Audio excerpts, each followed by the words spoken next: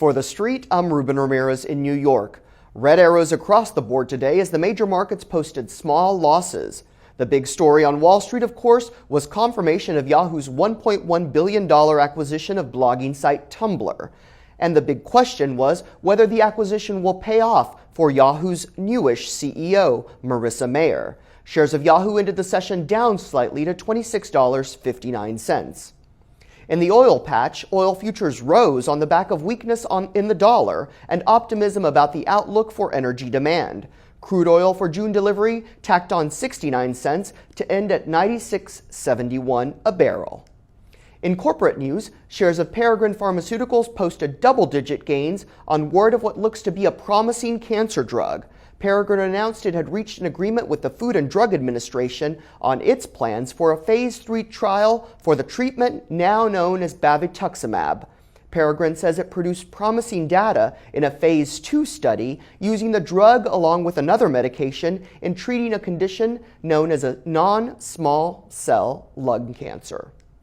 Hedge fund SAC Capital is reportedly looking to reassure concerned employees following reports the government had subpoenaed founder Steve Cohen.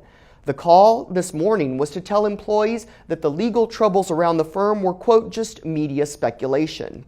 Employees were reminded that the investigation will soon be over and that it does not believe SAC will be charged. SAC officials were confident that a settlement with the Department of Justice would result in a fine and no further charges. But negotiations, which started back in May, broke down recently. Cohen has been subpoenaed by the government to testify in front of a grand jury. The subpoena was issued last week as part of further requests for information as the government looks to build its case against employees and the fund for insider trading.